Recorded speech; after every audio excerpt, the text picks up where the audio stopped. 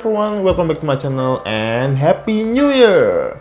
Telat banget gak sih? Ini tanggal 23, berarti 8 hari lagi udah Februari.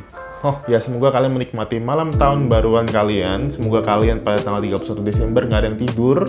Karena ada rumor berkata bahwa siapa yang tidur pada malam 31 Desember akan bangun tahun depan, yaitu 1 Januari. Jadi tahun baru ini gue muncul dengan gaya yang baru, yaitu dengan brewok gua.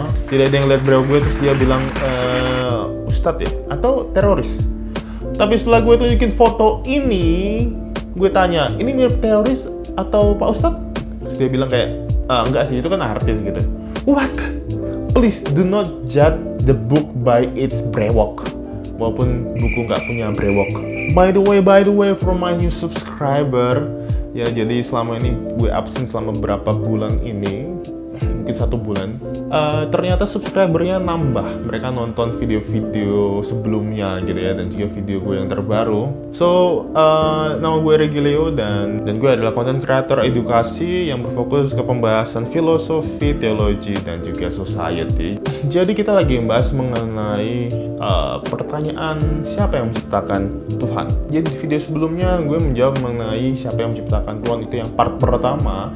Dan memang sepertinya banyak yang belum puas karena memang jawaban gue itu lebih ke analytical gitu, jadi mengenai logika dari sebuah kalimat seperti itu ya. Jadi sempat ada yang komentar kalau pembahasan gue itu kayak muter-muter gitu, kayak masuk ke fallacy. Tapi sebenarnya gue itu nggak masuk ke fallacy. Jadi fallacy itu adalah salah berpikir. Jadi ada beberapa jenis fallacy gitu.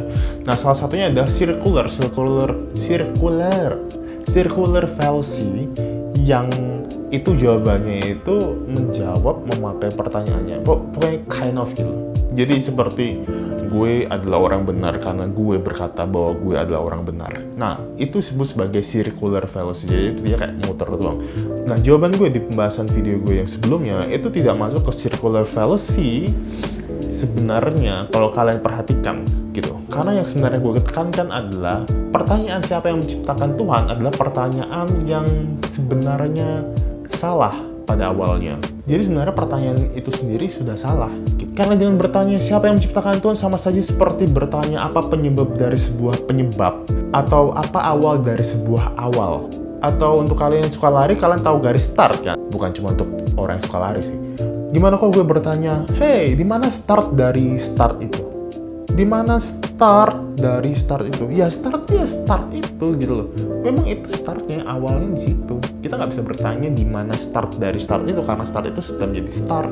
Tapi memang betul, sebuah objek itu bisa memiliki 2 sifat. Tapi gue lebih suka memakai kata arah sih. Memiliki 2 arah. Jadi sebuah objek itu pada waktu yang sama itu bisa memiliki arah sebagai penyebab dan juga arah sebagai akibat. Namun, keberadaan Tuhan itu jelas hanya menjadi sebuah penyebab. Tuhan tidak memiliki arah sebagai sebuah akibat, tetapi Tuhan hanya memiliki arah sebagai sebuah penyebab. Pernah nggak kalian ditanya sama anak kecil, kok air bisa mendidih? Itu karena panas. Kok bisa panas? Panas ada karena api. Kok bisa api jadi panas? Ya, karena api itu mengandung energi panas. Kok bisa sih ada energi panas?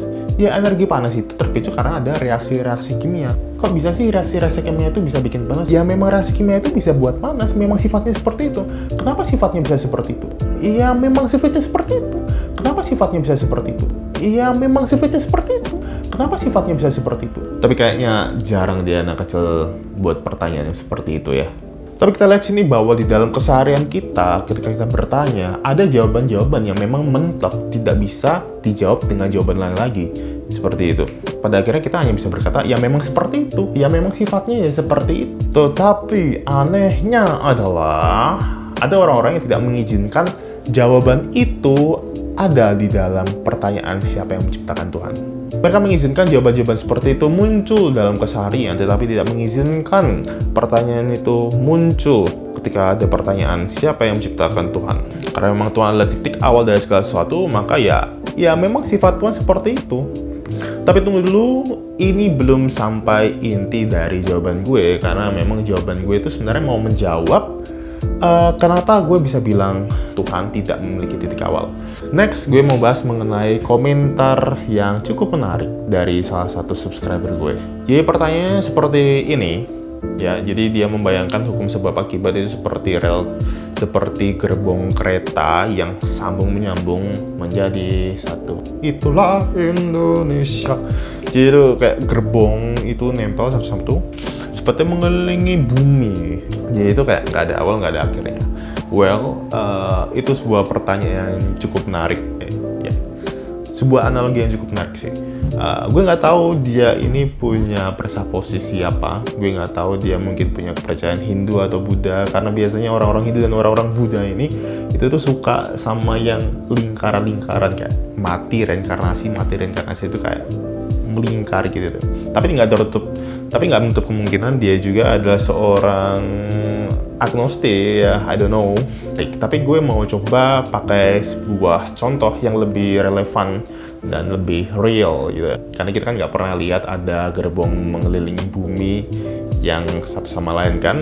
Nah, ada sebuah contoh di bidang fisika yang gue sempat terinspirasi, yaitu tentang mesin yang bergerak secara abadi menggunakan momentum yang berada di mesin itu sendiri. Coba kalian perhatikan gerakan berulang itu.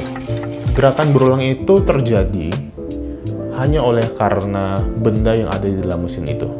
Dan memang betul dari contoh ini dapat diklasifikasikan bahwa hukum sebab akibat itu sendiri ada di dalam mesin itu, sehingga dia bisa naik turun terus sendirian tanpa ada yang mendorongnya. Tapi dengan melihat mesin itu, pernahkah kita berpikir untuk melihat dari perspektif yang berbeda? Benda ini bisa berjalan terus-menerus menggunakan momentumnya. Itu berawal dari mana? Dari gerakan awal. Itu yang disebut sebagai Aristoteles sebagai prima causa atau penggerak pertama atau penggerak utama. Tanpa ada yang pernah mendorong bola itu untuk maju, momentum itu tidak akan pernah ada. Bahkan kalau kita lihat di sini, sebenarnya orang tersebut membangun sebuah sistem di mana bola itu bisa bergerak naik dan turun tanpa perlu digerakkan lagi. Untuk bisa membuat sistem itu harus ada yang berada di luar dari sistem itu sendiri, karena tidak mungkin penyebab dari sistem ini berada di dalam sistem itu sendiri. Jadi sederhananya seperti ini, rentetan momentum itu bisa terjadi hanya ada di dalam sistem. Nah, sistem ini hanya bisa ada kalau ada sesuatu yang lain di luar sistem itu yang bisa membuat sistem itu ada. Jadi walaupun jika mau dibayangkan seperti gerbong kereta yang mengelilingi bumi, menempel satu sama lain, mau ditulis sebab akibat sekalipun, pertanyaannya adalah siapa pula yang nempel gerbong itu sampai kayak gitu? Oke, dan lagi-lagi ini belum sampai ke inti dari pembahasan gue, karena gue belum menjawab kenapa sih gue bisa asumsikan bahwa Tuhan itu tidak perlu ada penyebab dan tidak perlu ada titik awal. Gue belum sampai ke situ, tapi karena gue lihat durasinya sudah panjang gitu ya, karena gue komitmen membuat sebuah video yang lebih ringkas dan sederhana dan mudah dipahami oleh orang-orang yang bahkan tidak duduk di perguruan tinggi. Jadi gue agak buat lebih ringkas lagi. I'm sorry kalau misalnya bahasa gue masih rumit. Gue akan coba sederhanakan lagi. See you on the next video. Jadi video selanjutnya gue janji gue akan menjelaskan inti dari jawaban gue kenapa gue bisa asumsikan asumsi gue yang tadi itu. Kalau kalian suka dengan video ini, silahkan klik like dan jangan lupa share supaya bisa ditonton teman-teman yang lain. Kalau kalian belum subscribe, silahkan klik subscribe dan aktifkan notifikasinya supaya kalian dapat pemberitahuan setiap ada video baru yang gue upload. Thanks for watching, see you on the next video.